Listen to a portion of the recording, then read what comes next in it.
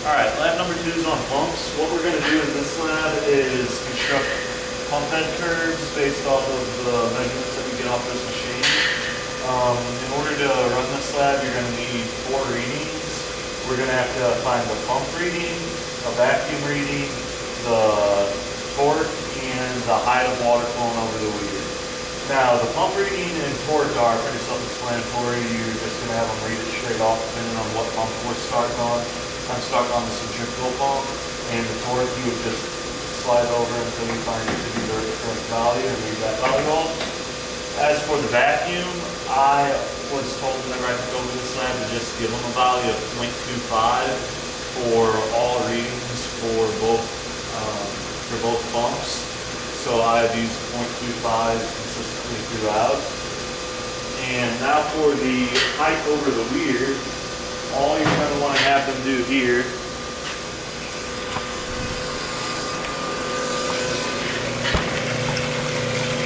for height over weir, what we're going to want to do is make this pin be right on top of the water, and how we're going to do that is by making a major adjustment up here, loosen this up and get it near the point where we want it to be at.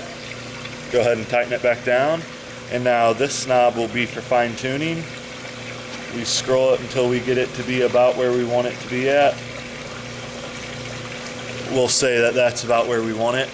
Now if we were to look at the scale,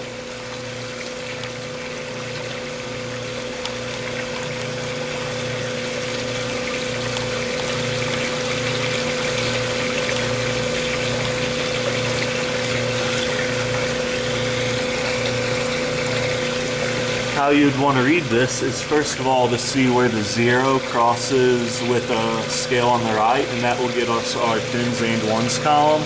Now it looks like the 0 line would cross in between the 24 and 25 mark, so I would have that be 24 point something, and the way we get our decimal point is looking on the scale on the left. We're going to want to see where 2 lines cross up. Oftentimes I will see it to where it looks like 2 or 3 lines cross up. If I see 3 lines cross up, I just take the middle value. Here, if I were to look closely, I would say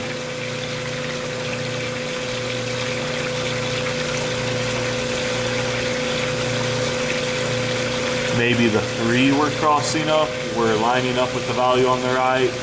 I can't tell from this far back, but I hope I explained it good enough to where you know where I'm coming from. The final thing that we have to do before we're able to switch over to the axial pump is, one of the things I would talk to them about before class is how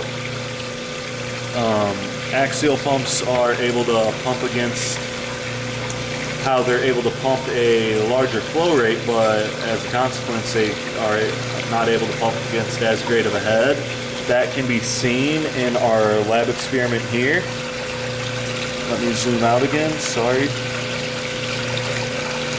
Now, while the 3 pumps on the system are pumping from the tank down below that I'm showing you, the axial pump will need this tank up top to be filled up. So all you have to do is take this and block up the hole. We need the water to fill up to the maximum capacity, that is until it's overflowing there, going back into the tank, and then we'll be able to do the axial pump test. One issue I have had with this before, even with the tank completely full, is the intake for the axial is right there. And as you can see, the water is going to be pouring in right above the axial intake, and a lot of times that will lead to it starting to suck down bubbles, and we'll start having issues due to that. So I have put in like a splash screen in there in order to help break that up, or even divert the flow away from the entrance of that. I'm going to go ahead and let the tank fill up, and then I will start this up again.